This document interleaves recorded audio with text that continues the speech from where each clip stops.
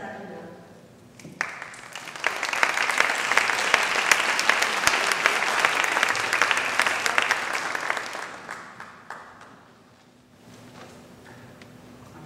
We shall all live. Let men live. Let women live. Let children live. Let adults live.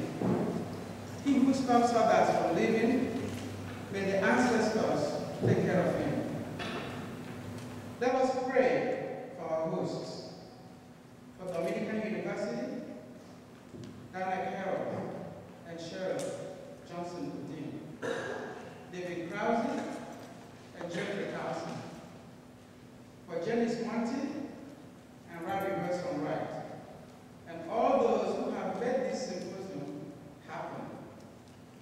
For Cincinnati Dominican sisters, and for the faculty, students, staff, and administrators of this great university. Let us invoke Adama, the goddess of music, the goddess of blues music, the creator and guardian angels that inspired Howlin Wolf, Murray Waters, Little Walter, Cocotello, and all those who came before this generation of musicians, and for all the musicians who are gathered here today. Let us invoke the spirit of our ancestors, the roaring thunder that splits mahogany trees, the footprints of antelopes at Serengeti, Ezechito who does not hesitate to respond to our calls. Let us pray for the United States of America, for Michelle and Barack Obama, for Africa and the world, for Nelson Mandela, for older people who forget quickly just how weak they were when young. Bless our land, bless our people, bless our forests with mahogany, Iroquois, ebony. Bless our fields with cassava and groundnuts. Bless the waters that flow through our land. Fill them with fish and drive great schools of fish to our sea coast. But first, clean our coast that is infested with oil. Be with us, especially our youth. Prepare us for the service that we should render. For Emily says there should be a gathering together, like trees do to form a forest. We say there should be a gathering together. We find monkeys in groups. We find wild pigs in groups. We don't even find one who keeps silent, walking alone.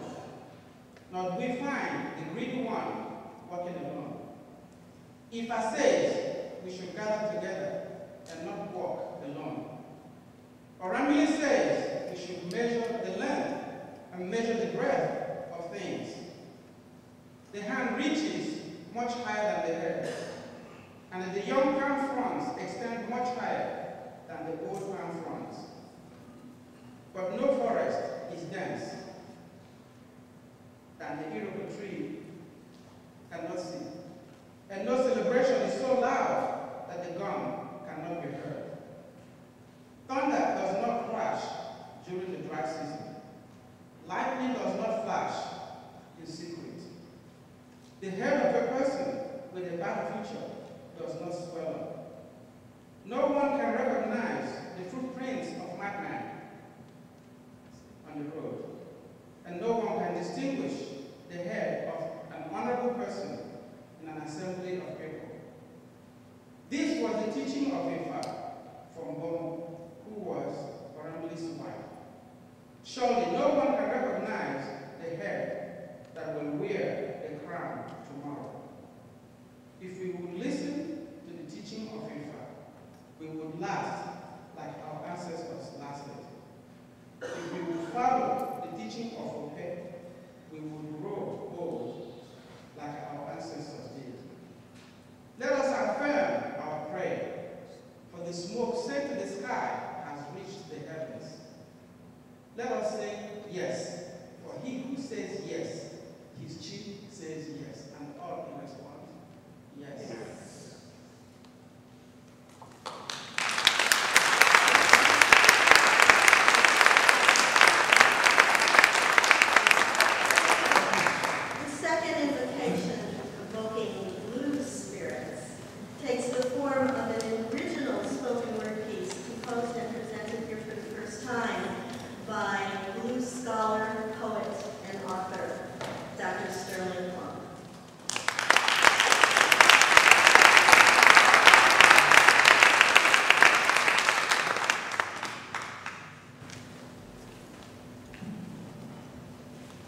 very much. I will read a short poem, and violating one of the things you should not do is to say something about the poem. The poem is called Money Road. Money Road is a road leading north from Greenwood. It's a place where Mark says one of the grave sites of the great Robert Johnson. Less than 5 minutes away, it's a place where Emmett Till was kidnapped. And also, it's a place where Bryant's grocery store still stands.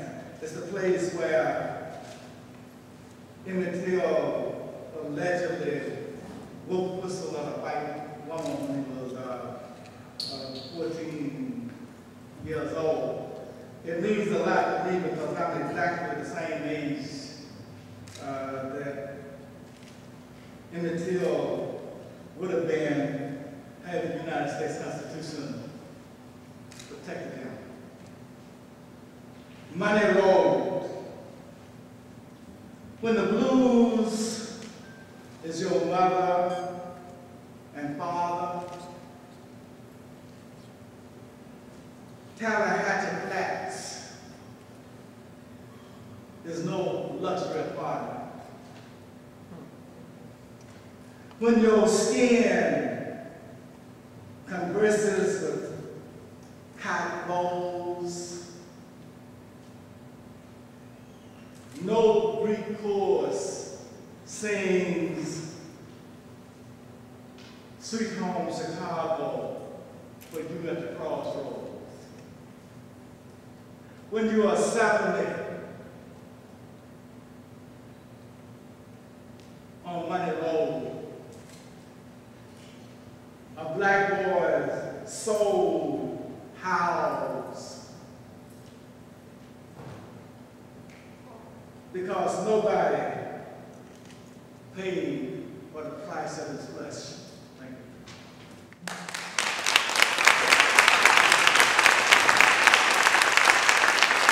Thank you, Sherman.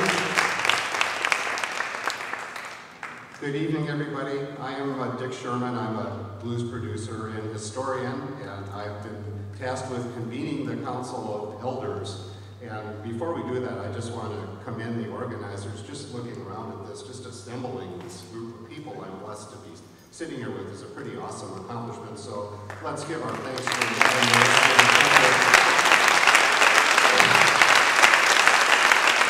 also, thanks to all of you for coming. I see a lot of my friends from a lot of faraway places, and it's a great thing to see and a good warm-up to Blues Fest Week 2. First time I've ever been an elder, but since one of my co-panelists and I just passed a milestone birthday, I hate to admit it, but I guess we actually do qualify. We're here tonight to talk about the legacy of Howlin' Wolf and Chicago blues, and also set the record straight on Cadillac Records. And let's start by introducing our panel. And the quality of people here I could take from now till tomorrow morning just singing praises, but in the name of brevity, going from my left down to the end, we have Marie Dixon, who has been active in philanthropy, and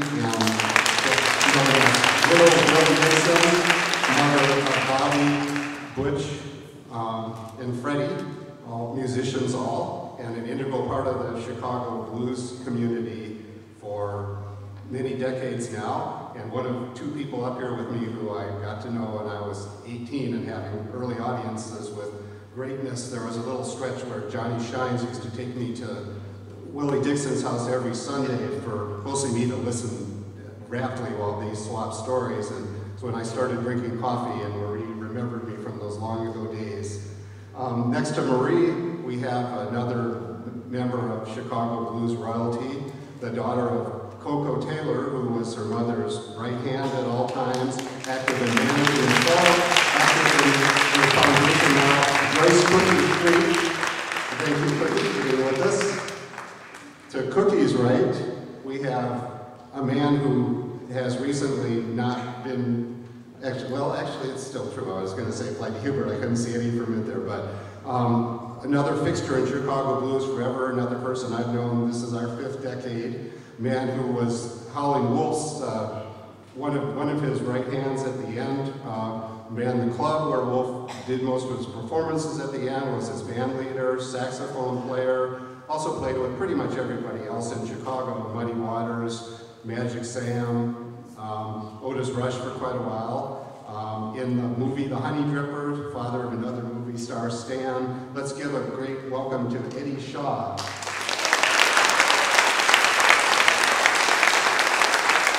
Eddie's right, one of the all-time great guitar players. I'm not going to limit it by saying blues guitar or Chicago blues guitar. One of the most innovative guitar players in any field. Probably the person who got the closest to Howlin' Wolf spiritually of any musician, and one of the most recognizable musicians. Just a note or two and you know who it is. Hasn't been feeling his best these last several weeks, and it's a real delight that he's able to join us. Let's welcome, not just for tonight, but thanks for everything, Hubert Sumlin.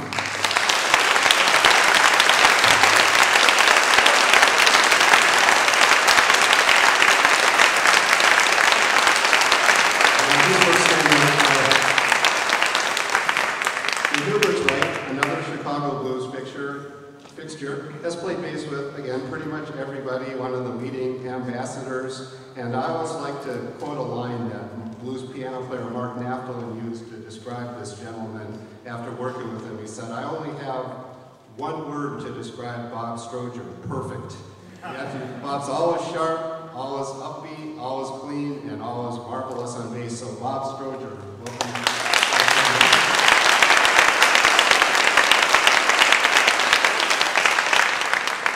To Bob's right, another longtime Chicago blues fixture, guitar player, vocalist, band leader, goes way back with Wolf, still does a great job performing some of his tunes.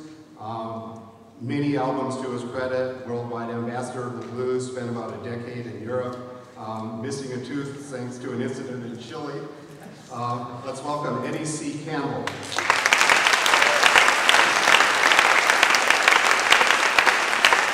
To my left, another one of the all-time great guitar players. Again, I'm not going to limit it to Chicago or blues, but one of the most creative guitar players in the studios during the heyday of Chicago blues. Again, recorded with just about everybody, whether it was Howlin' Wolf, with whom we recorded early in Wolf's time in Chicago, the record he made under Otis Span's dueling with B.B. King as a result of something that happened at a Wolf session, Sonny Boy Williamson, Bo Diddley, Jimmy Rogers, Billy Boy Arnold. I told you this could take all night. He was off the scene for about 30 years, came back 10 years ago this month, and it's been a great thing having him back to remind us of how distinctive and how great he was and still is. In fact, now even more of him is evident because he's been focusing on being a band leader and recording a lot of great songs this last decade. Let's welcome Jody Williams.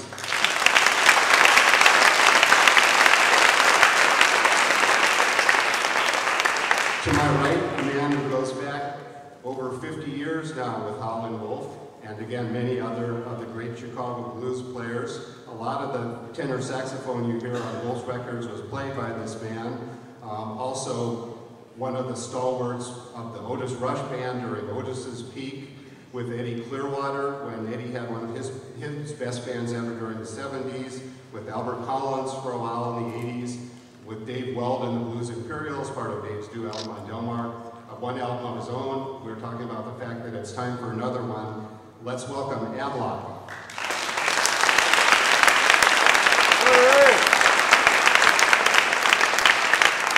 To his right, waiting for her sister to show up, we have the other lady who I met when I was 18 and had the rare privilege of being able to go to Howlin' Wolf's house and go to gigs with him. And I would be greeted invariably, friendly and sociably, by Barbra Marks, who would play me Temptations and Jackson 5 records because Wolf had to listen to the blues in the basement.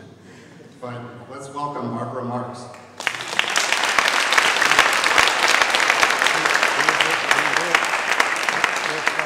drummer's right.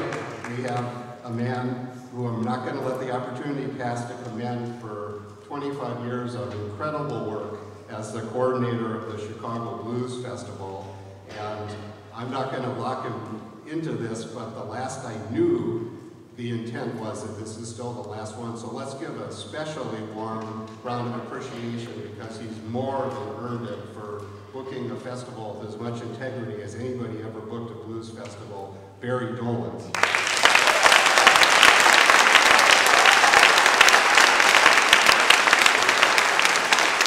And finally, to my right, we have a man who has been described as having a powerful, resonant voice that is often acclaimed as one of the most distinct and impressive in hip-hop. And his voice is not limited to hip-hop. He's had a lot to say in all kinds of venues. It's going to be very interesting to hear what he's got to say both tonight and tomorrow. Perhaps still best known for his work with Public Enemy, but a social and political activist on a lot of fronts, and known in the blues world as a particular advocate of Muddy Waters' album Electric Mud, which was his gateway to blues, and also a central figure in the Year of the Blues documentary Godfathers and Sons, and involved in the reuniting of the Electric Mud band.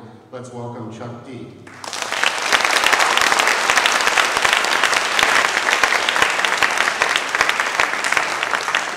I should just take a minute to pinch myself, but we'll get into the program. We have two purposes tonight. Their interest in blues and Chicago blues never really has flagged, but there have been a couple reasons lately why there's been a little extra surge of interest. One is that, according to most scholars, this is the centenary of Howlin' Wolf's birth, June 10, 1910. Now, I know one person working on a documentary who says that 1910 is not a given, but at this point it's generally accepted that Howlin' Wolf would have been 100 years old tomorrow. So we're going to reminisce a little about him. We've got some of the most qualified people in the world to do that. And we'll do that for maybe half an hour, and then we'll get on to a little discussion of Cadillac Records and some of the things that we like about it and some of the things that may be questionable about it. But before I do that, let's welcome our other panelist. See what the seating arrangements are going to be. I'll introduce her while we're figuring that out. This is Wolf's other daughter, distinguished member of the panel. We've done many of these programs together. She and Barbara are always delights. We're going to do another one Friday afternoon at 1:30 at the Blues Fest, and that will have a birthday cake. Let's welcome Bettye Kelly to the podium.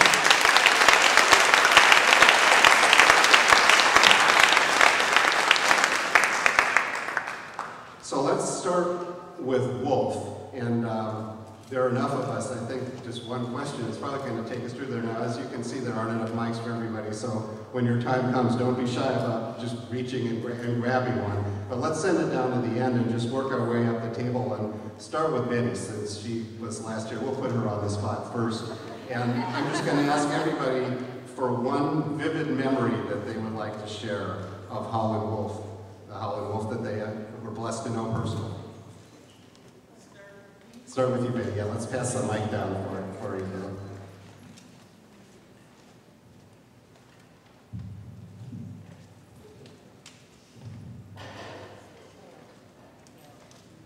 Good evening. First, let me apologize for being late. Thank you. I think I've got so many great memories of my dad, but I think one of the best, or maybe one that comes to mind right now, was probably the way he would celebrate our holidays, the kind of dad he was. He was a wonderful person. Only if I could be the kind of adult and the kind of parent that he was. Actually, both of my parents. I'm so happy that they're together now. If you understand where I'm coming from, I miss them, but I know that they're still somewhere so madly in love. They were people who were in love from the day I can remember until, after leaving us. I guess one of the best memories was at my wedding when he sang my favorite song. I just double fell in love.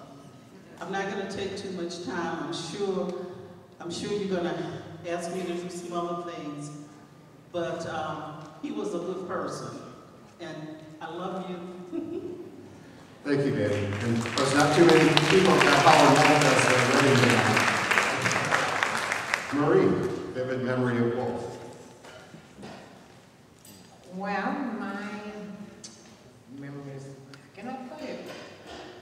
The first time I went to see Wolf, he was being advertised there, but he wasn't performing. He had been called into New York City. That was at the 708 Club. But my best memories of him was when he and Willie would be rehearsing various songs in the basement. And he would say, Willie would say, I want you to go this way. And he said, well, who's singing this song? Me or you? So I can remember him and Willie arguing many times about who was going to be singing this song and who was going to be recording it. And it was always fun to see Wolf and to be in his company during his performance time. I went to every club in the city of Chicago that he performed in basically. Over on Lake Street, over on 47th Street. Wherever Wolf were, I was there. At one point I was underage, but I was still there. The club owner didn't know that.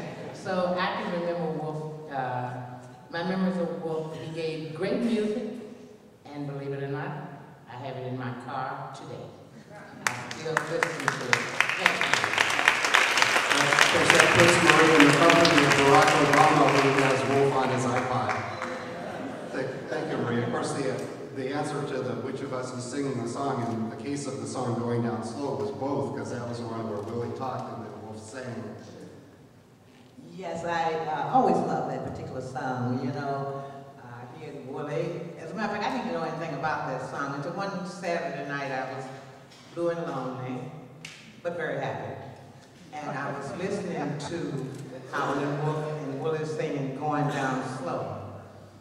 And Willie said if he'd have kept all the money that he had spent, he'd have been a rich man. And Wolf said, I'm going down slow.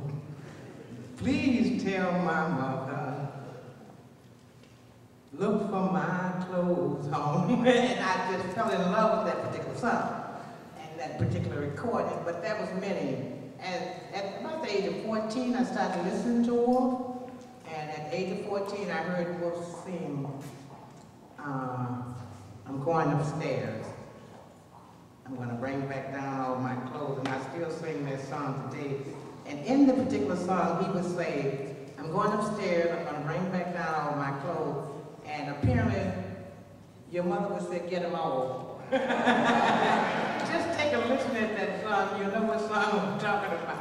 Yeah, but I have Wolf in my car today. Thank you. Thank you. And also, I can't leave the subject of Going Down Slow without noting it was one of Hubert's many shining moments in the studio with Wolf also. Cookie, what do you remember about Wolf? And of course, Wolf and Cookie's mother, Coco, share Coco's probably still most famous song, White Man Doodle. Well, I hope you all can see I'm a guest, but I'm not a part of the elders yet.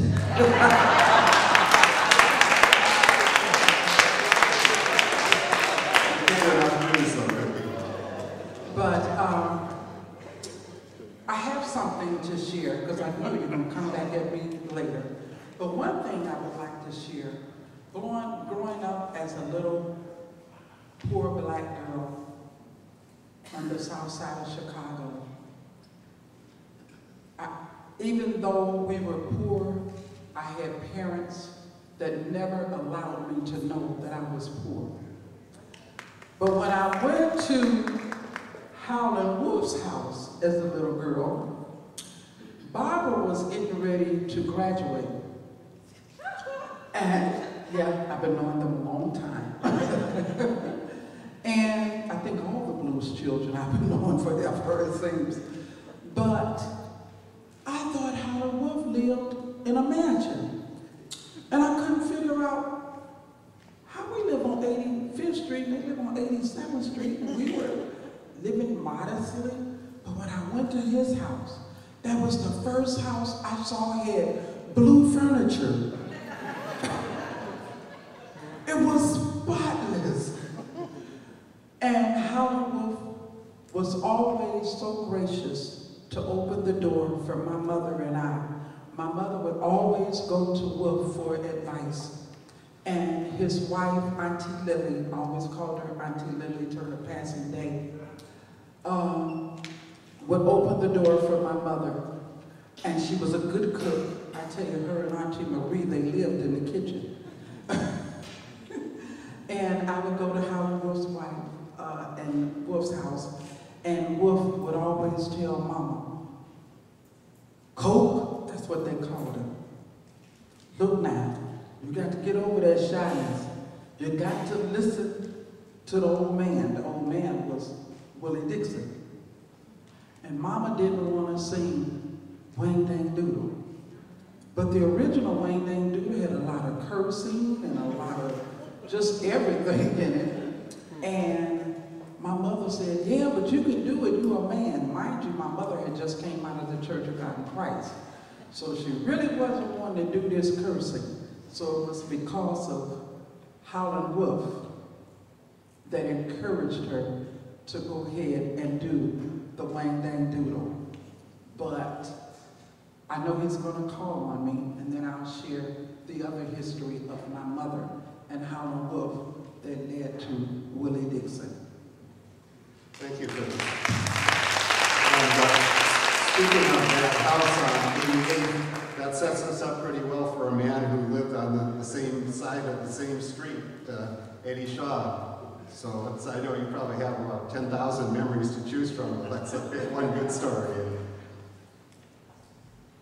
Well, I have a lot of memories because I was with him for 13 years, and I was there with him the day he passed away. I went and shaved him that morning and gave him his pipe at the hospital, and I stayed there all day until Lily said she was on her way. And so I stayed till Lily got there, and then I left. And a couple of hours later, she called me and said he had passed away.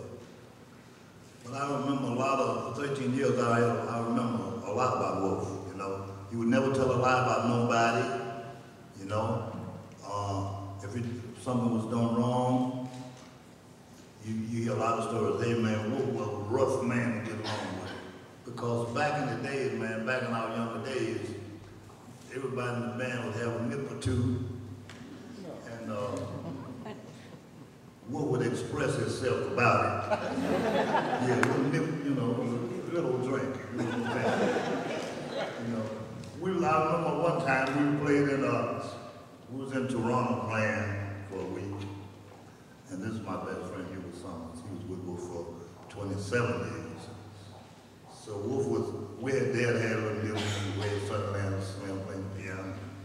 He never got a little nip and Wolf said, Hubert, turn your guitar up, Hubert. He was down, Hubert, turn the guitar down, Hubert. So that night he said, man, I'll tell you what I'm gonna do. Tomorrow you take the plane and you go home.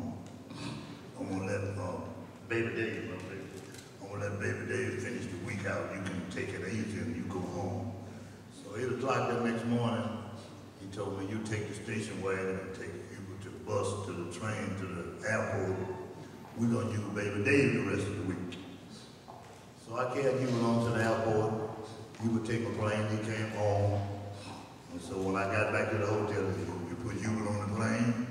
I said, yeah, Hubert on the plane, he's going home, man. So about an hour later, he called my room again. Do you think Hubert had made it home to Chicago? I said, well, it'll take 1 hour to fly from Toronto to Chicago. He's about at home now. And so she called him his house and get him on the phone. So I called Hubert's house and Evelyn, Hubert's wife, got on the phone. She said, sure. I said, hey, baby, Hubert there? She said, I look like Hubert getting out of the cab in front of the house. So I told Wolf, I said, Hubert at home in Chicago, man, he getting out of the cab, huh? You tell Hubert, I I should get in that cab and come back to the airport. And if he's late for the gig, the man, I'm gonna charge him $50. So I got a lot of this about him. He was all right with me. Thank you, Eddie. Whether it's the Howlin Wolf documentary, whether it's a great documentary called The Blues Story, which Jim O'Neill here had a lot to do with, whether it's Godfathers and Sons, Hubert's on DVD telling a lot of wonderful wolf stories, and we'll see if he gets even with Eddie here or not, but go ahead, Hubert, pick one from the million you've got in your repertoire. Well, you know, ladies and gentlemen, thank you all. Wolf was like a father to me. You know, I gotta say it. Because he showed me, taught me so much when I got with him that I didn't know. And it paid off. You know, not only paid off, I'm thinking about it right now, you know, but I wouldn't care if he was here.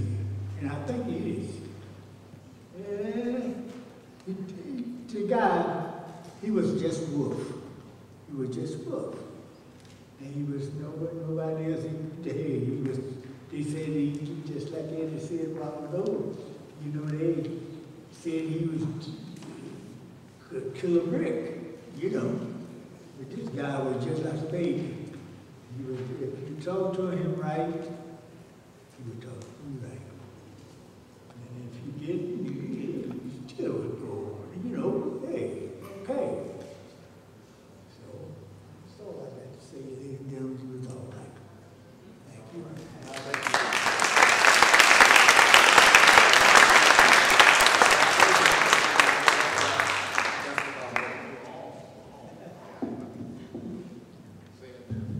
Okay, here we go. Bob Stroger, what's your best recollection of Wolf? Well, I'm just so glad to be living in the land of the giants. I never got a chance to work with Wolf, but he was a big influence in my music career. Because at the time, I didn't start to play until I was the old age of 21 years old. And I would used to look at Wolf and Hubert at a club called Silvio's on, I think it was on Oakley and Lake at the time. I was living in the back.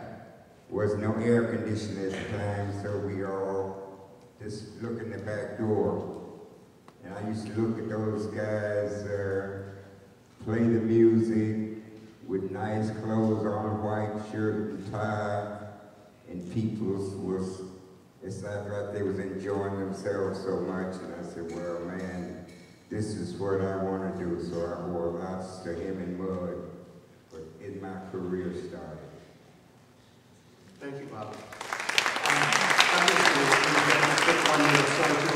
It reminded me of, many of you know Chicago guitar stalwart James Wheeler, who Bob has worked with on and off for many years, and I remember James telling me that when he came to Chicago for the first time, his older brother, Big Wheeler, who was a harmonica player, made some CDs, was already here, and James grew up in Georgia, wasn't really exposed to a whole lot of blues, and his guitar style wasn't even really blues at that time, but in the big city, his brother was showing him around, and he took him to see Wolf, and Wolf had Freddie King playing guitar. Freddie King loved to play with Wolf, and this was one of the nights when he was, and James Wheeler said that was it. He knew what he wanted to do with his life after he got a taste of that. So, you're not alone, Bob. And Eddie C., remember about Wolf?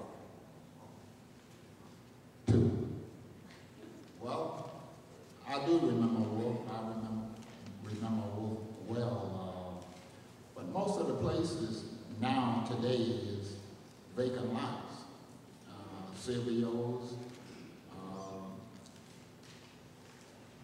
Zanzibar, most of them is vacant lots. But I played Wolf, following Hubert. Well, like if I keep going, you catch my age. They're vacant lots now, most of the places, but Wolf was a real nice man, real nice. Thank you, Eddie. When Wolf came to Chicago, one of the first people who he recruited for his band was Jody, and Jody was with him for roughly a year or two, did some of the most memorable records like 44, Evil, and I'll Be Around.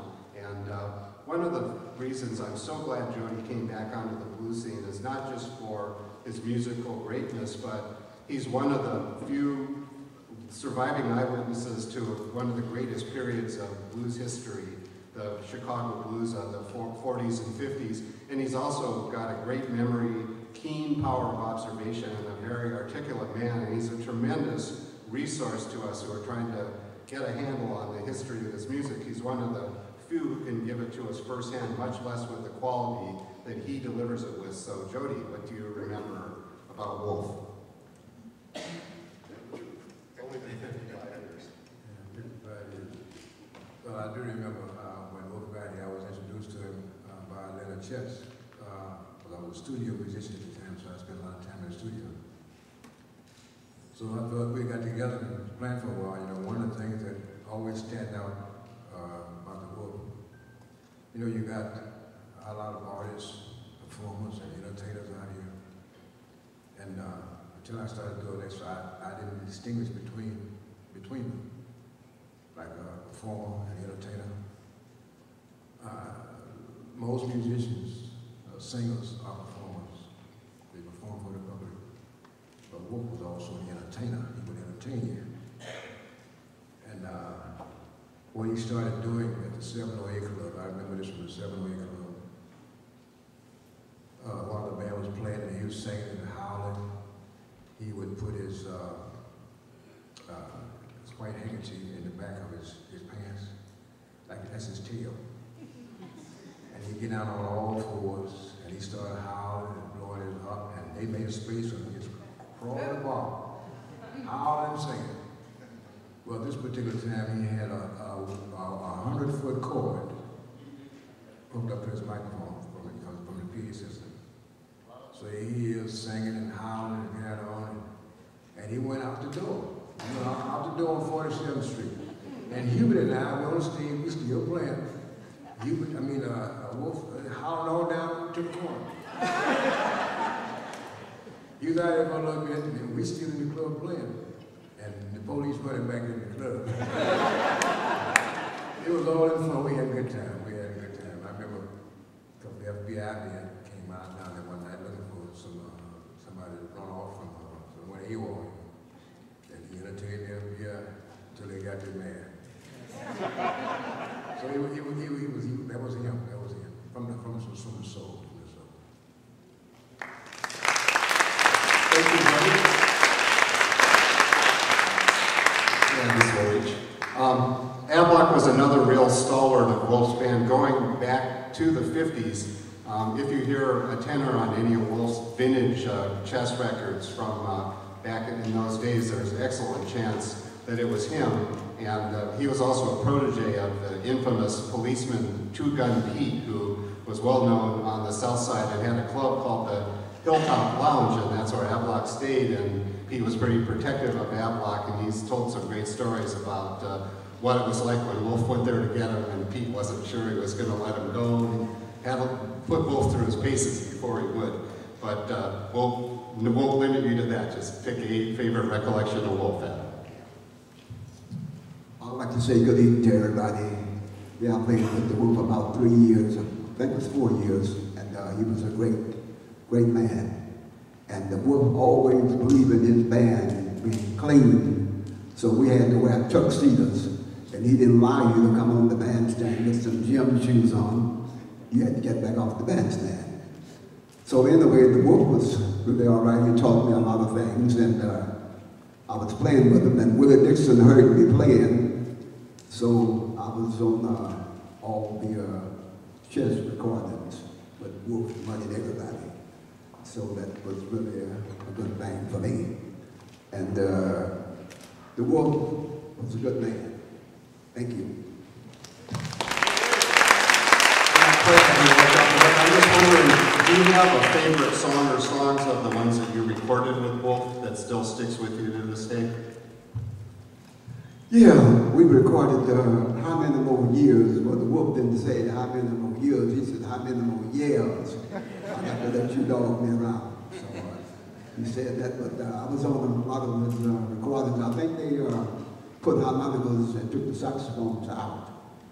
So, but I remember the Wolf. He was a great man. He taught me a lot of things, and I drove his station wagon from place to place. Some places we couldn't buy gas. And some places we bought gas, and they said, we asked him, where's the bathroom? He said, don't have bathrooms for you know who. Thank you.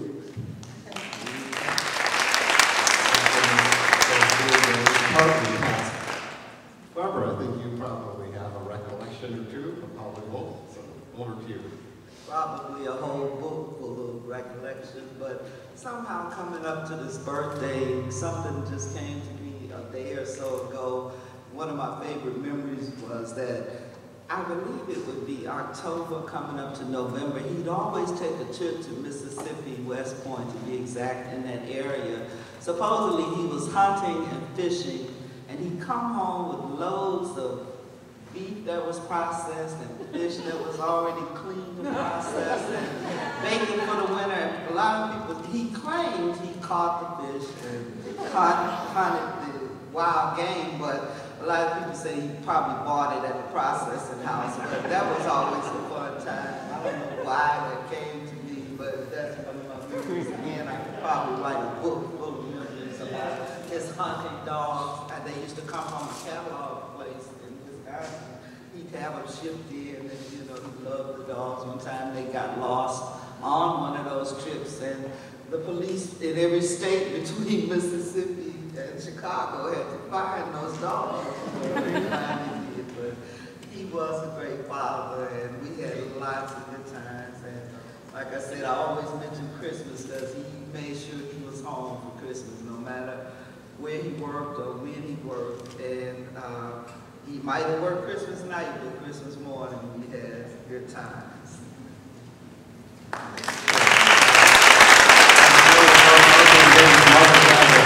Great story about Wolf being home for Christmas when he went over to Europe in '64 with the American Folk Blues Festival tour in fall. They kept trying to extend his time over there. Finally, they wanted to extend it over the holidays, and Wolf wasn't having any of it. So the promoters called Lily, his widow, and said, Wolf just told us some terrible things when we asked him to stay over for Christmas. Could you please try to help us convince him? And could you see if you can get him to apologize for those awful things he told us? And so Lily talked to Wolf for a minute, and Wolf said, ask him if they want me to tell him some more. Verity, your turn. Well, I mean, what's interesting about Wolf is that I've been part of, you know, I've had blues experiences on the street, Maxwell Street, since I was a teenager. And, but it was Wolf's power that actually brought me into the nightclubs. And let it be Alice's on Wrightwood or 1815 Club, it was Wolf's power that really got me into seeing live blues in these clubs. But Wolf's persona certainly preceded him in the sense that there were a lot of biases about how the power and what his persona was. But it was really after his passing that I really got to know the real Wolf, and by actually knowing Lily. And knowing Lily, basically, Wolf's widow, was basically one of the most enlightening experiences because it really taught me about the real Wolf, about how, as everybody said that really knew him personally, that he was really a good guy, and that he was really a righteous man in the sense that he basically loved his family and worked his musicians as a band, and by work together as colleagues. And I think that's what I think has left us, and is why the festival annually, when it comes around to Wolf's birthday, we have a birthday party. Thank you, Marion.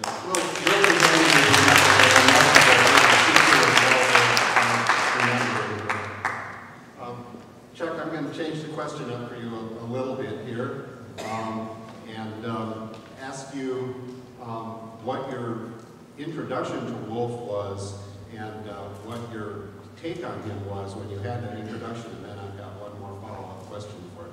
Well, it's been about 20 years. 20 years ago, we were record collectors. So in collecting records and music and grooves and the music that these fine ladies and gentlemen have done and the beats and the sounds of the guitar licks, you know, we would actually look and explore. And looking and exploring the chess catalog, there's a whole bunch of richness within it. That, you know, it's one thing to look at the sound, but it's another thing to study the musicians and the life of the musicians. And also to be able to understand, you know, the sensibility behind the records and also the migration of people from down south to up north of Chicago. I grew up in New York. So the difference between somebody growing up in New York and Chicago might as well be 50,000 miles if they ain't got no relatives. You know, so I mean, in learning about this and then finally being able to make it to Chicago when I became a recording artist myself, it was just lining the dots up. And like I said, you know, even today, you know, what I keep in my iPod is all the music from the 50s and the 40s, because we don't know what's in front of us, but we sure enough could discover what's behind us. And we know what's behind us a lot better than what's in front of us, because we don't know what's in front of us. And that's why, you know, knowing the basics and the roots, I try to introduce it. And hip-hop and rap music is a music that's designed out of records, and the knowledge of records, and the knowledge of the musicians, and the knowledge of what they've gone through, and then paying homage, if not just back in spirit, also paying them back in money. So, you know, make a long story short, I also tip my hat to the documentarians, those that are able to come up with the films, to be able to spread the stories, find people that contributed, and those who are not here, the stories have to be kept alive. So the film, the documentation, now they got, you can go to YouTube now, you can go to Facebook and find out that the access to these stories will never let these fine, you know, men and women be in vain. So that's my whole thing, the documentation of every second, every note, not letting one story be forgotten, whether it be good or bad, because this is our history and this is our future. So to connect the dots is so important. So I don't know, I'm talking too much. I just said, I got my notepad. I take notes, I listen, and when I talk to a younger demographic, I take these stories and spread them on. That's right. And that's our purpose, and that's our job. God bless everybody.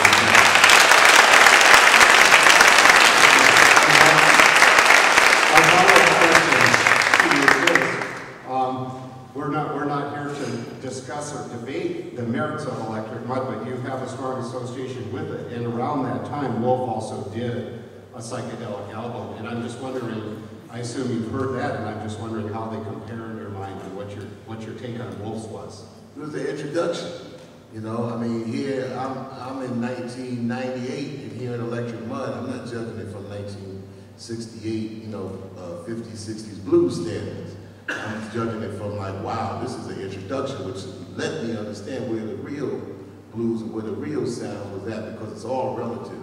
So it was a great introduction, and like I say, the sound of Howlin' Wolf, I mean, I grew into like, it's been a 20-year marriage into the music of Howlin' Wolf, from his voice to his history, to his life, to his documentaries, to even like, you know, in meeting his daughter, it's like, I saw you on the film, so I'm a groupie, so, you know what I mean? That's what it's all about, because as black people, too many of our stories, all the way up to a certain point, weren't being spread or said at all.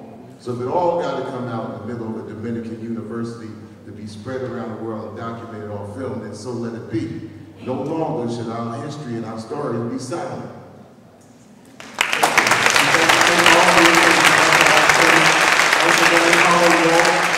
On most accounts, 100 years old tomorrow, but a true immortal of the blues and of American life and something larger than even both of those things. So let's give Wolf's memory one.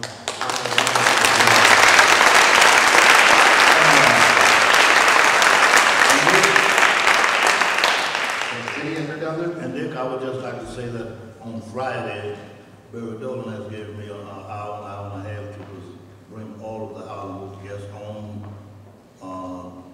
and afternoon at the Blues Fest. And I want to thank Dolens for doing that. I'm going to have Hubert, Jody Williams, and Sonny Dunn, what piano player, man? Henry? Yeah. I'm going to have all the old guys that would play with Howlin' Wolf 50, 40, 30 years ago that's still around. I'm going to have him as a guest at the patrol band on Friday afternoon, so you come out because we're going to knock them dead. Thank you very much.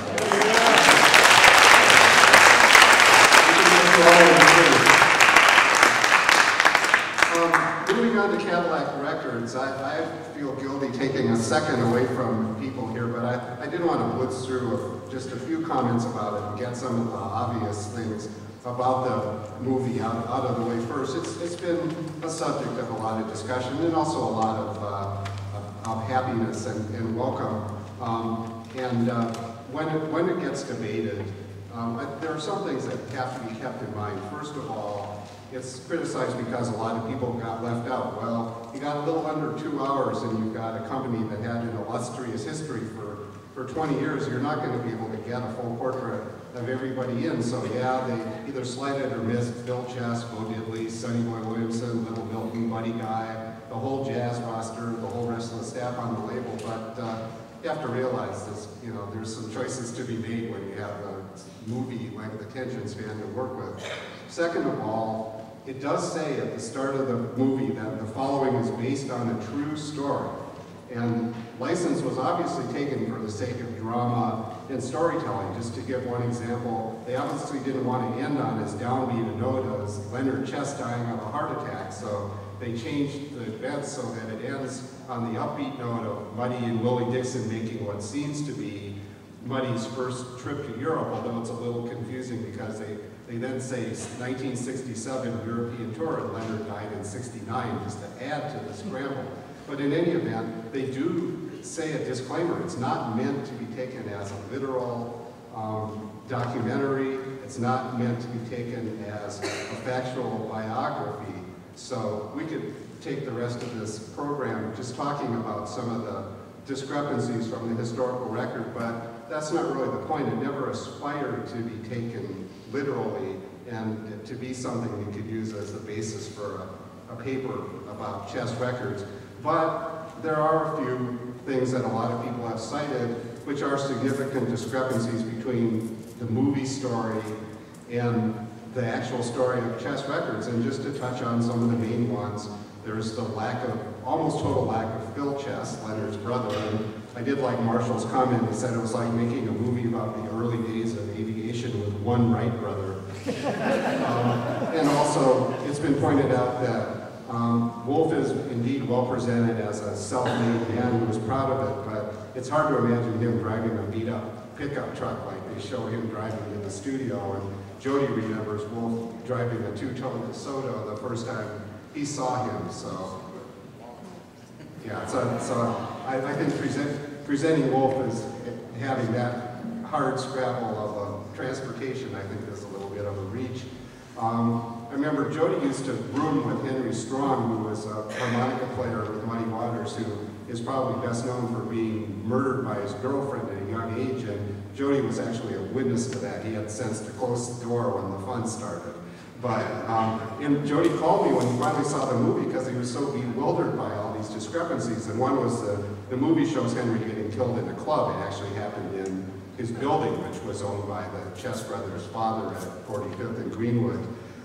Speaking of killings in the movie, there is no evidence that Little Walter ever actually shot an imposter, which the movie shows him doing. Yes, he did have a pretty violent history, and the part where they show the police beating him is interesting because his longtime bass player, Dave Myers, did tell me that before Walter died, Walter's drummer, Fred Belo, had gotten a call from a club owner that Walter was lying in the gutter after being beaten by the police and needed help. And supposedly the police told Walter, not the police, the doctor, that if he ever got hit in that side of his head again, it would probably kill him. So the police may well have had a hand.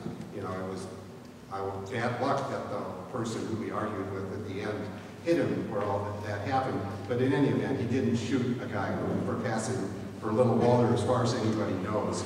The whole Etta James Leonard affair is at best debatable.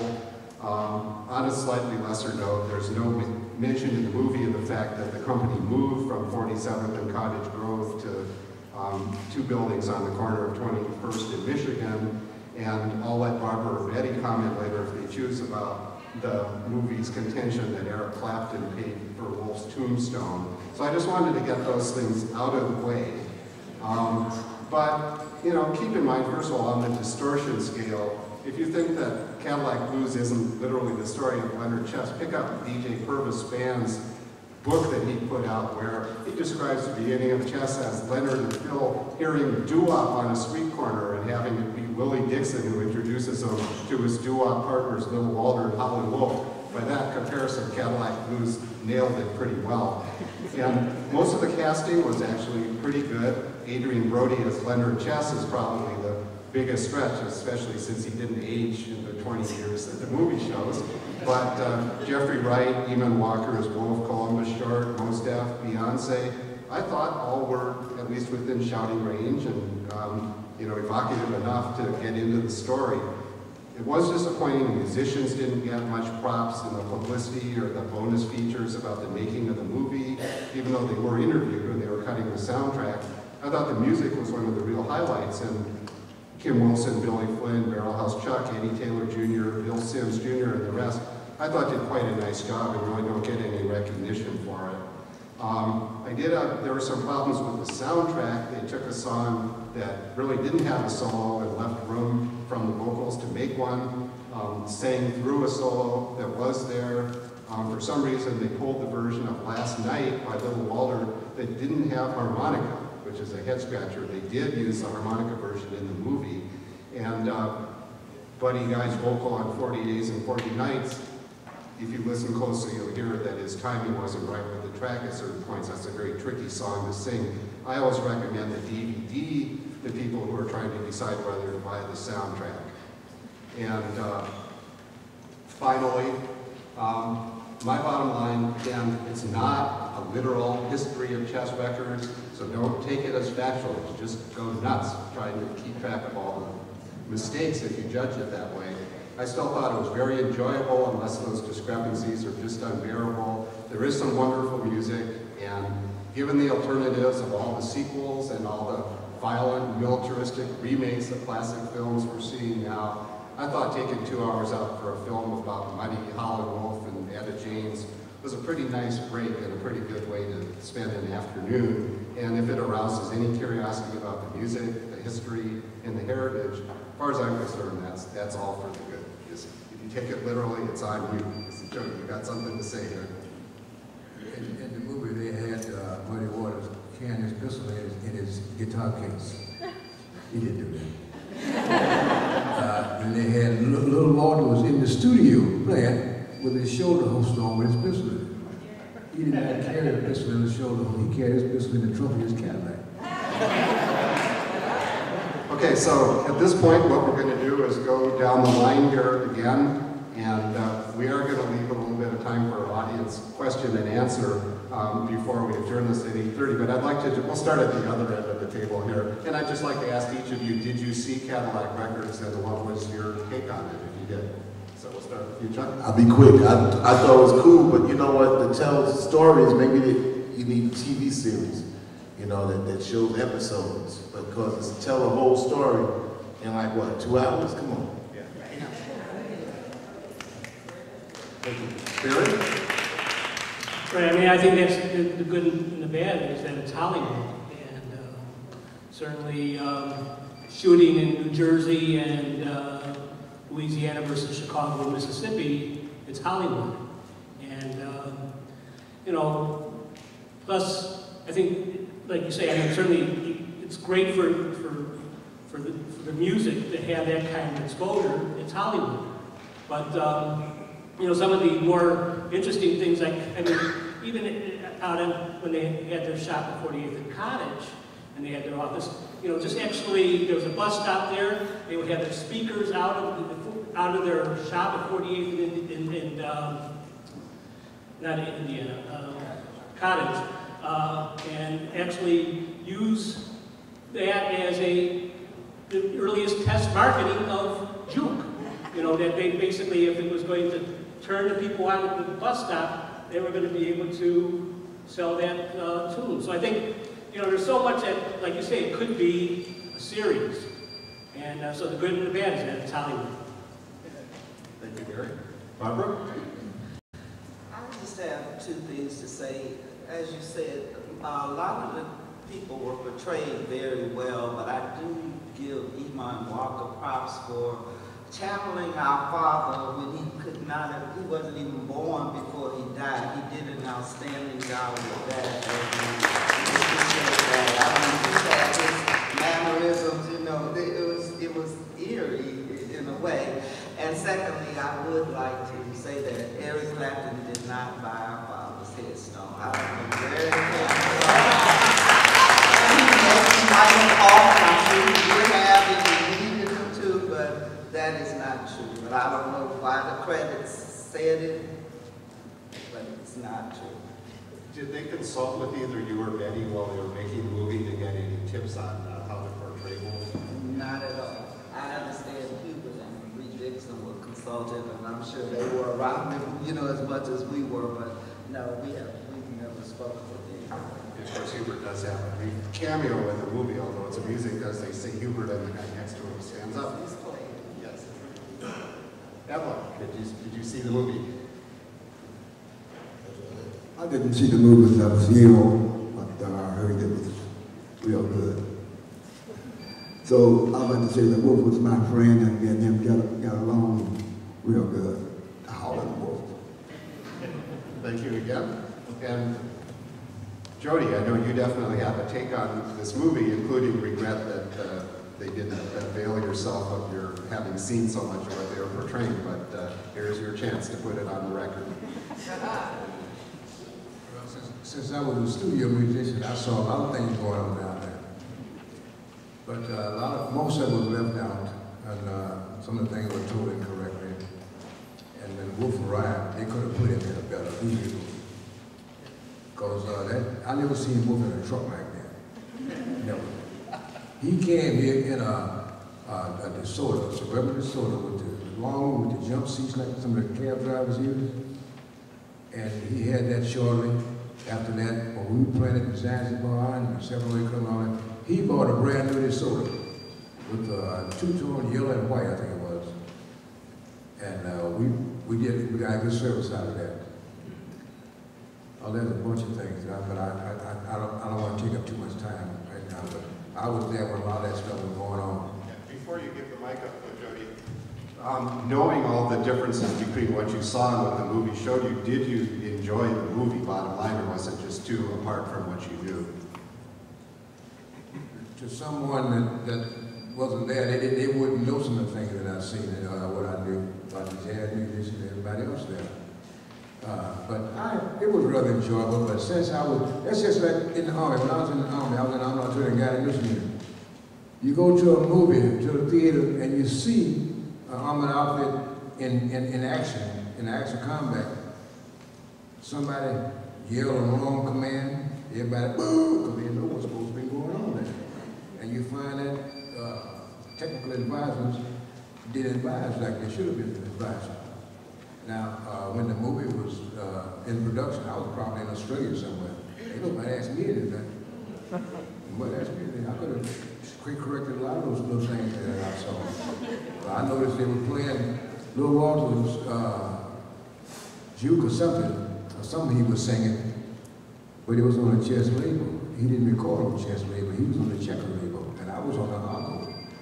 So he had 3 different labels. So a lot of little things like that that's noticeable, especially for someone that knows. That's right.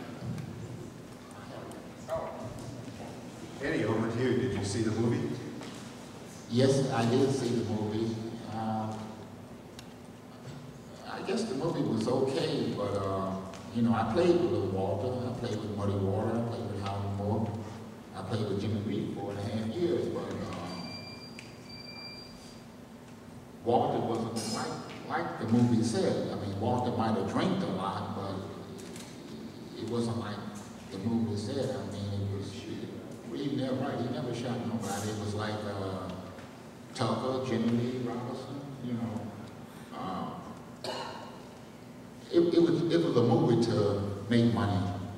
You got some people that's thinking that Walter should have been Walter shot nobody.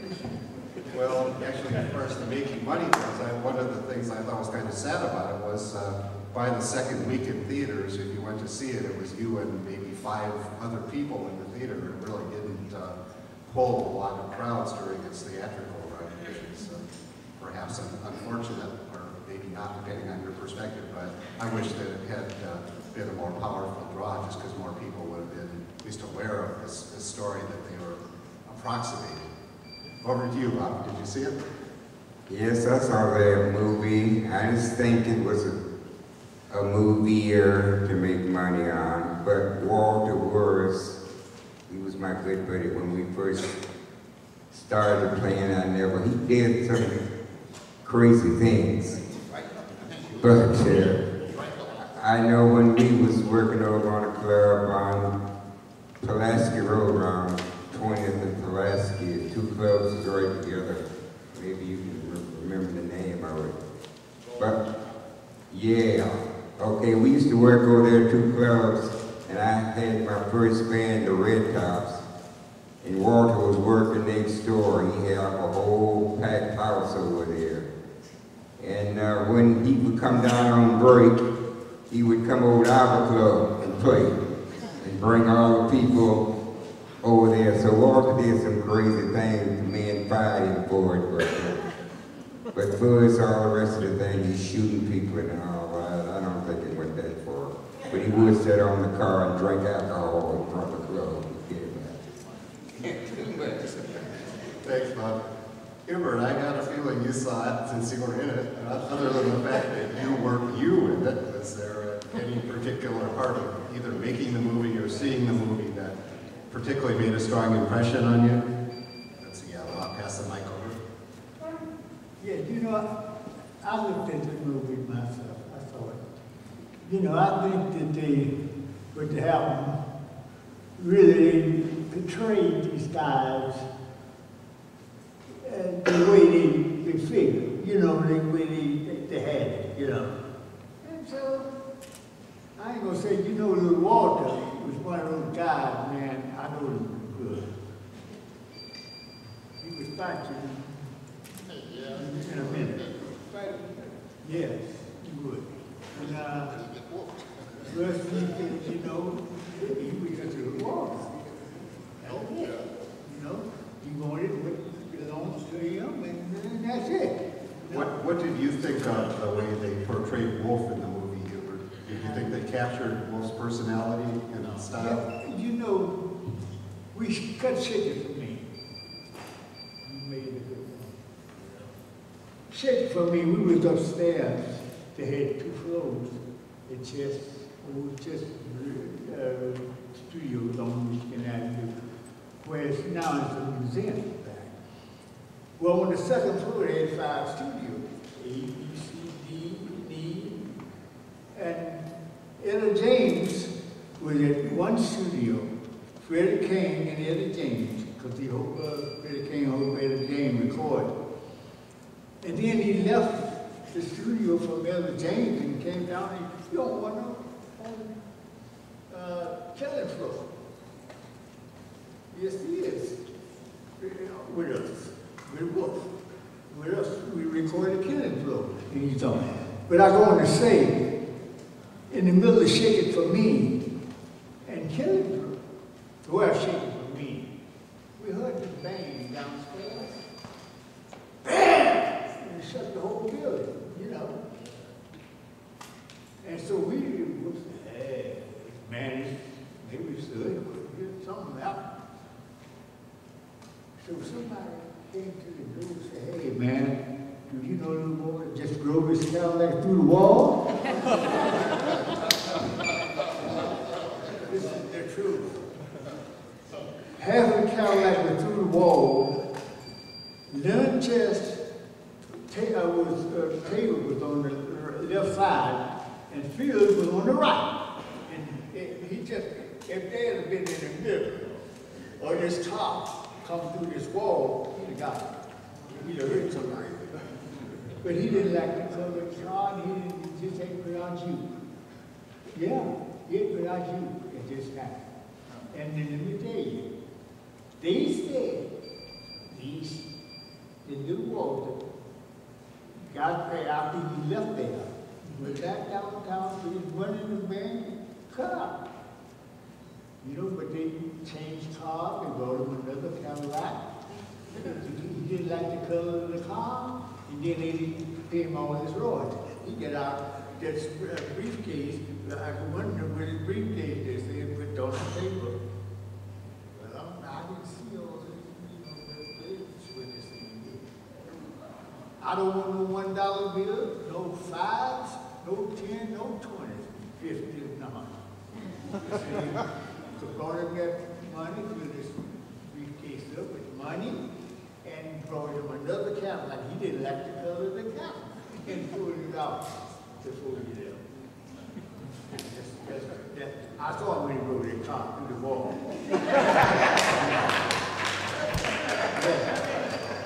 Thank you, Hubert. Eddie, did you see the movie? Yeah, I seen the movie, but you know, a few things that was kind of crazy, man. In 1959, like in the year October or something, Nnam bought those Cadillacs. Okay. They were supposed to have been for royalties for Howlin and for Muddy Waters. So when he went there, he bought a blue Cadillac and a white one. They went, when they had the meeting, Muddy got the white Cadillac. They called Wolf in. This is your Cadillac, the blue Cadillac. Wolf said, I don't want you to give me no Cadillac. Give me my money. Understand? He was that kind of man. He said, I always drove Catalina Pontiac since I've been here. That's what I'm going to drive from now. I don't want your Cadillac. So, you know, after all the disputing went back and forth, little Walter ended up with the Cadillac that's supposed to have been for Wolf, but Wolf wouldn't accept the Cadillac. He said, I don't need your Cadillac, man. I want my money. So that's, I see was wrong in the movie, you know what I'm saying? I was there at that time at the presentation of these Cadillacs for Muddy, and Muddy said, okay, yeah, man, Wolf said, no, man, I don't want your Cadillac. And he was that type of guy, man. He'd tell you right off the top of his head what he's gonna do and what he ain't gonna do. I don't want you to give me no Cadillac, give me my money. That's what happened. What you got? Another guy that he used to say, you know, I had my Cadillac when I went to see him, you know, so they couldn't get me with that. Cookie, did you see the movie? Yes, I did see the movie. Actually, I saw both movies. Unfortunately, my mother was not a part of them. I felt like she was most qualified, but I also agree with Chuck D. This is just a part of history, and I really think the way I want to say part 2 ended, that it really could be a series, and as a part of the next series, I know it would have to hit my mother. But I want to talk about, we'll hear about Howlin book, and I'll get back to the movies, but I do want to say that I know for a fact that little Walter was mean. I always do.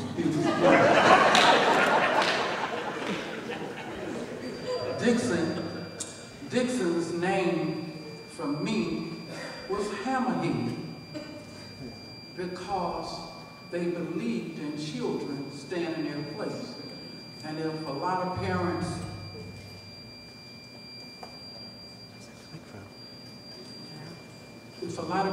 today were like those of yesterday, we'd have a better world today. I remember when I was a little girl, when Dixon said, you're going to learn how to play that piano, he paid Mr. Leak not only for his children, but he paid for me to take piano lessons. And when you try to get out of playing them piano lessons, you all know when Dixon was a real big man.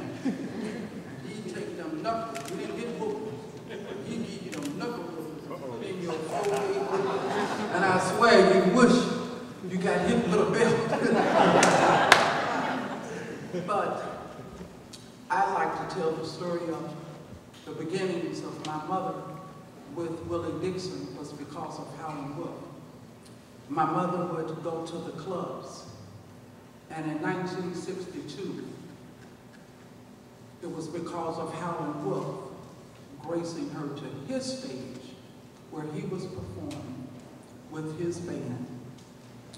And Willie Dixon happened to walk in, and my mother was singing a song called Kitty-O. And Willie Dixon walked in.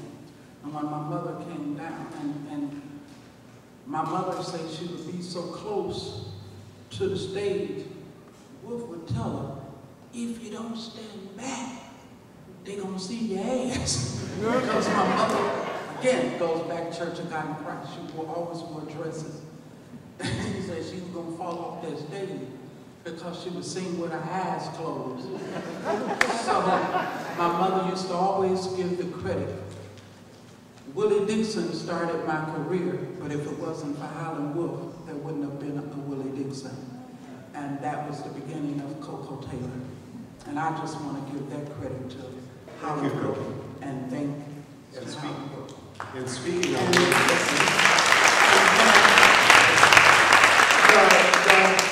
I don't know if, I know we talked about the Cadillac records, but I was invited by the Remaining Chess family to see the Who Do You Love movie that brought in field chess and their mother, Howlin Wolf, Muddy Waters, and it's just something you should see, and then you'll know it needs to be a series. I'm gonna pass it to Marie Dixon. Yeah, and Cookie, if there is any time left at the end, I do want to ask you how you thought the movies compared, but I just want to be sure we get to everybody before we double back. Okay. Thank you. All right. Marie, of course, Cedric the Entertainer played Willie in the movie. I'm just wondering not only if you saw the movie, what you thought in general, but what did you think of the job that he did? The job Cedric did. I think he did a great job. I was they consulted me with the scripts. I have the whole entire movie script if someone who wished to read it. It all wasn't put into the movie. But what I did like about what did happen, they did expose some of the blues. I mean, you don't get no movies on blues. So I was happy to see that someone, I think it was Sony, found just a little bit of corner to make a movie on blues music. Because I'm still carrying on the blues at the Chess Studio, World Studio. Right now we have it at Blues Heaven Foundation. I'd like for all of you, I'd love to invite everyone in here tonight to come to visit the Blues Heaven Foundation. I still have the chess building, we restored it. ADC is going to be on a show tomorrow. We have shows out there all summer for musicians that's not working. We're still trying to carry on the blues. So you're perfectly welcome to come in, visit, take a tour. But as far as the movie was concerned, it wasn't what I think it should have been, but I think it gave some light on blues musicians. I don't care about what Little Chess done or what Little Walter done. I wanted blues attention to be brought to the TV screen and to the movie house because I'd never really seen a blues movie. Am I happy with what they done? No. I did speak to one of the directors and I said, they had Willie portraying as a person, used a lot of foul language. I said, no, that's not going to happen. They removed it. So, you know, they didn't contact the Wolf family. They didn't contact, I assume, Muddy's family. I knew Hubert was up there during the time they did the movie. I spoke with the directors before they started to make the movie, and I said, why don't you do it here in Chicago? They came, they took a survey of the building, but for some apparent reason, they said that the budget wasn't large enough to bring the actors to Chicago, so they did it back east, and they just didn't get around to talking to everybody about what was the truth. And what the truth, I really don't know what the truth was. I don't know if he shot someone, it doesn't make a difference. Bill Walter's name was mentioned. So someone knew that little Walter was a blues musician, a harmonica player. And I love that part. And I'm still trying to keep little Walter, all blues musicians alive. All blues musicians. And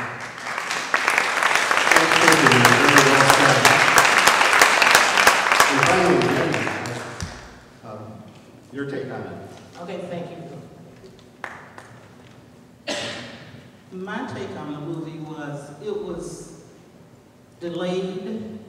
They did not move fast enough. They did not increase the time enough. That movie, in the beginning, did not include our father. I talked to Marie, some way, somehow, I don't know what she did or didn't do. They put a small part in there. That was okay, but he was the second person to walk into Chess Records to record. They should have given him more.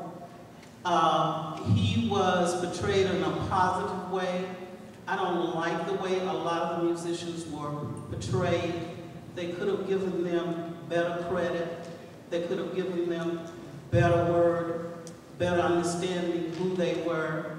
And it's fine to do a movie, but you need to do your research. You need to make sure everything is in place, because I was not satisfied with a lot of things. And to reiterate what Barbara said, no, Eric Clapton did not purchase that tombstone. And I personally, Barbara and I, we know Ed. I don't think he even said he did. I really don't. I think whoever consulted with the staff, I think they probably put that in. He did not buy it, and I don't think he wants to take that credit. The movie, if I would rate the movie from 0 to 10, I honestly would only give it a 4. It needs to be done. It needs to be done well. We need to be consulted. We can tell our father's story. There have been books. There have been a number of things, and Marie is doing her part, but now we're starting to do our part. We're putting together a task force. Somebody's going to stop taking advantage, and they're going to stop lying on our blues musicians.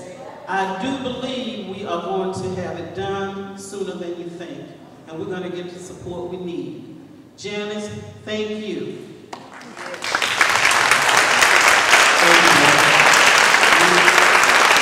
We've got 5 minutes and then we've got a presentation, but we can use that 5 minutes to take a question or two. I will ask 2 things of the audience. So one is please step up to the mic so everybody can hear the question. And also, because we don't have time to go down the line, please direct your question, if you have it, to one individual, so we can maybe get a couple in before our presentation. I see Scott Loretta standing up. And sitting down.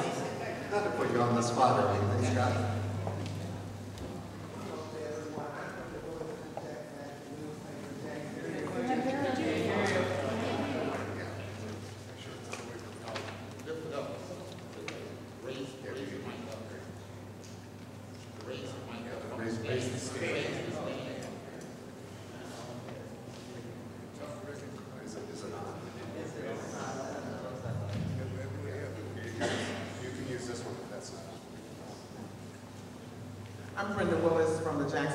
Newspaper in Jackson, Mississippi, and I'd like to direct my question to either of the daughters. Can you tell me a little bit about what's going on with the museum in West Point, Mississippi? Start, Barbara. Yes. Well, they have limited space and they're trying to acquire a larger place. I guess a lot of the rock musicians have been very generous in donating some of their artifacts to add to the museum. There was not a lot of my father's possessions left over. As a matter of fact, the doctors advised my mother at the time to get rid of them to stop her from grieving. So, you know, not that she just gave them to anybody, but relatives and people in the South and everything. So they are trying to expand, and they are planning a 100-year centennial celebration. I don't know, you know, there's a statue there in West Point in the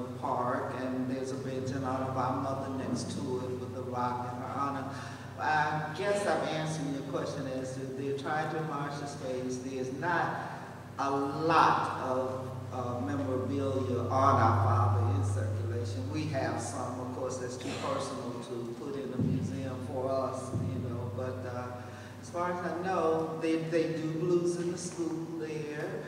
I believe they are going to hold a panel similar to this on the day after the annual Blues Festival, which is, this will be the 15th year that they honored him there in West Point, and I think on the Saturday after that, they're looking into doing at a theater a panel similar to this to discuss all in conjunction with this anniversary of his birth. I hope I answered what you asked. Thank you. Bettye, do you have anything to add to that? We need a mic test now.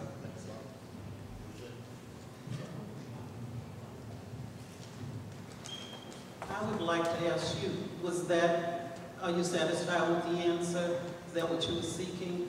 So that's basically what I would say. I know I'm concerned about some things, but it's not time to discuss them right now. I will talk to you later regarding them. Thank you. We're close enough to 8:30. We do have a nice presentation, so we'll end the question, sir. But I just want to say, if I've ever been in better company, I can't remember it. And I'd just like to thank all of our panelists one last time for sharing the kind of wisdom that doesn't get pulled together like this very often with us all. So let's have one more.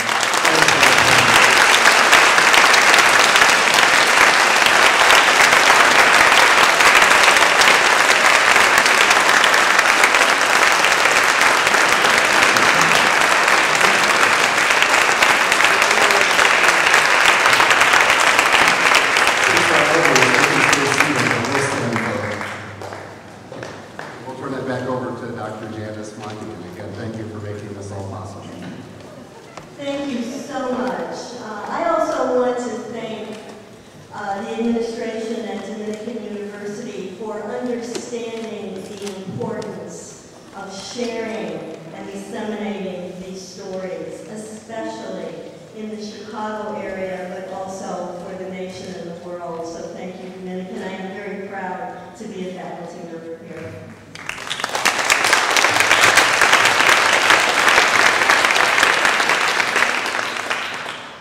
At the 2008 Blues in the Spirit Symposium, we presented Spirit Awards to Curtis Spann and Albertina Walker in recognition of the contributions they both have made in promoting and celebrating music. We are pleased to continue this tradition this evening. It is my pleasure to introduce Donna Carroll, the president of Dominican University, who will present our Spirit Awards. Dr. Carroll will be assisted by me and by Ms. Robbie Birdsong-Wright, our Assistant Dean for Academic Success Services and Diversity. President Carroll.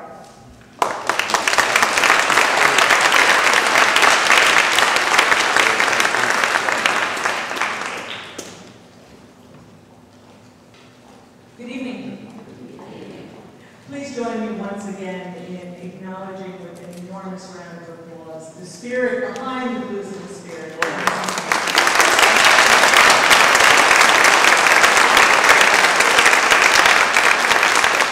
Thank you all for joining us this evening.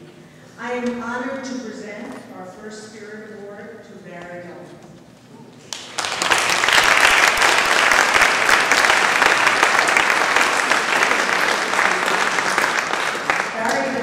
Director of the Mayor's Office of Special Events for the City of Chicago, captains the program and vision that presents Chicago's largest music festivals, including such signature events as the Blues, Gospel, and Jazz Festivals, as well as musical festivals dedicated to Latin America and Celtic culture.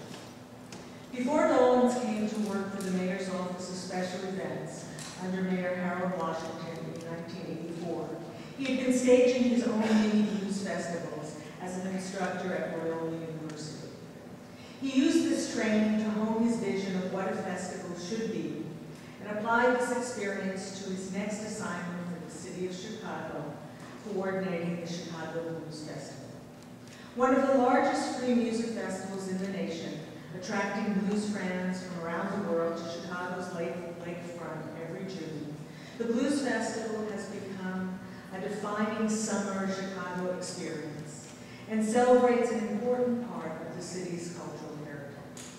The first official Chicago Blues Festival in 1984 took place the year after the death of blues icon Muddy Waters. For over 3 decades, it continues to honor the memory of legendary Chicago artists, while also acknowledging the mature and vibrant contemporary blues scene found in Chicago today. One of the most distinguishing features of Dolens' program is his ability to balance the enormous and weighty legacy carried by the Chicago's blues greats with fresh and exciting but lesser-known artists from across the U.S. and the globe. Under Dolens' tenure, the Chicago Blues Festival has succeeded in demonstrating the vitality of the blues as a living tradition and celebrating the women and men who created this music and to continue to play and sing it today. It is Dominican University's distinct privilege to present the 2010 Spirit Award to Barry Dolens, recognizing his accomplishments for life dedicated to service and to music. Barry.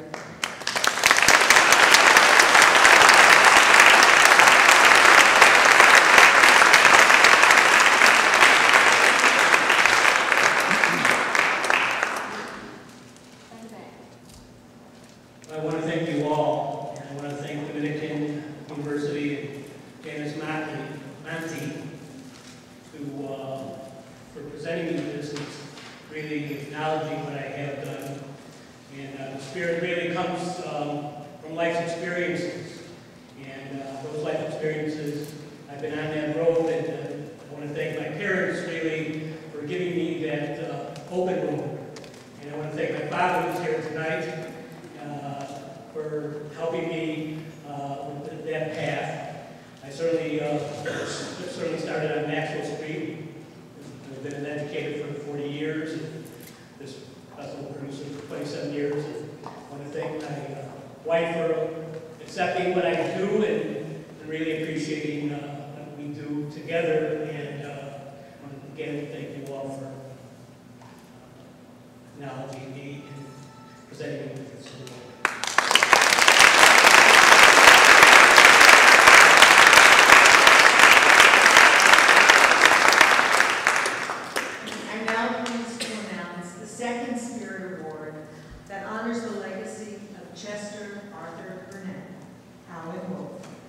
And it is given on the occasion of the centennial of his birth to his daughters, Bettye and Barbra Marks.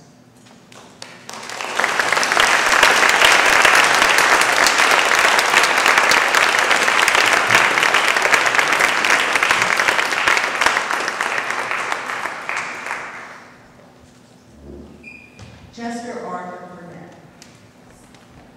She looks so beautiful, doesn't she?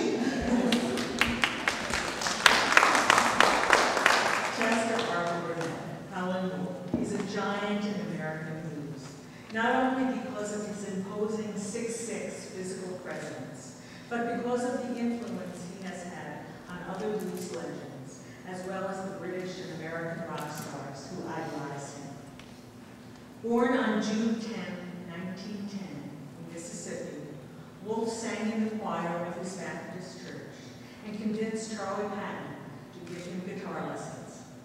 He took harmonica lessons from Sonny Boy Williams, and learned to sing by listening to records by his idol, Lion Lennon Jefferson. He might have learned from the best, but he made his music all his own and played with a musical intensity that would have exhausted mere mortals. Wolfe remained relevant throughout his career by staying true to the blues. During the 1960s, he and his loyal collaborator, wizard Hubert Sumlin, recorded the sizzling blues that anticipated blues rock. In 1964, he toured Europe with the American Blues Festival. And in 1965, he appeared on the American television show Shindig with the Rolling Stones. who had a hit based on his Little Red Rooster. In 1970, he recorded the London Howlin sessions in England with Eric Clapton, Stevie Wonder, Charlie Watts, Billy Wyman, and other rock artists. Ranked by Rolling Stones magazine as one of the greatest artists of all time, Wolf was inducted into the Blues Foundation's Hall of Fame in 1980 and the Rock and Roll Hall of Fame in 1991. But in addition to his musical prowess, Wolf was an excellent band manager who offered his players a decent salary and benefits such as health insurance, which allowed him to attract and keep some of the finest blues musicians in the country. Wolf returned to school in his 40s to earn his GED, and later to study accounting and other business courses, which gave him the skills he needed to be a successful, if not only financially extravagant, business person. For the indelible impact that Howlin' Wolf has on the blues, as well as for the integrity with which he lived his life, it is Dominican University's distinct pleasure to present the 2010 Spirit Award in his honor to his daughters, Bettye and Barbra Marks.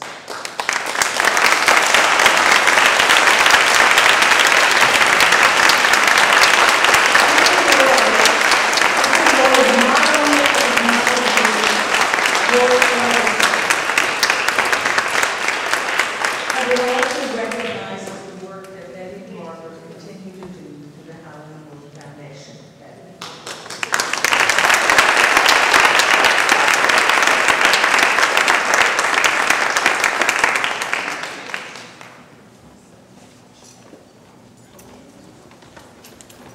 Thank you all so much. And thank you to Dominican University for this Howlin' Wolf family reunion. Without venues like this, we wouldn't get to see these guys as much. And of course, Barry Dolens has played a big part through the years in bringing them back, as he said, on when the birthday falls during the festival, we get to see them all again, and it's always a pleasure. I'd also like to thank Ms. Janice, Monti, and I said thank you to the university. Today is her birthday. I'd like everybody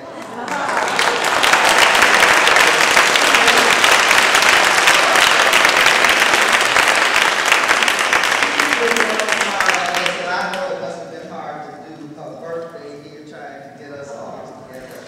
I just want you all to know that I genuinely appreciate this. You don't have to do it, and I know my father, being an educated man, would never have imagined that we would assemble here at a university on the eve of his 100th birthday to celebrate the things that he did. But, you know, we're so grateful for everything that everyone does. And thank you.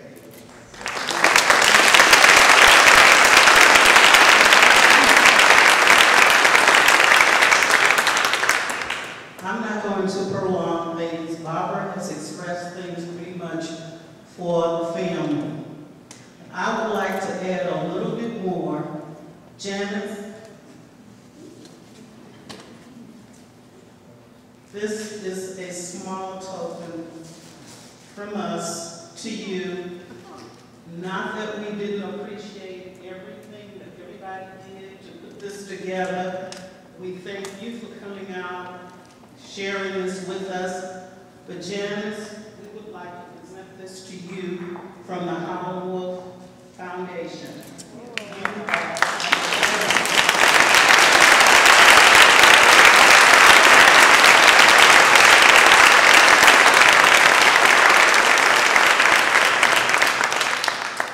I had enormous help and support from the university to put this together. So on everyone's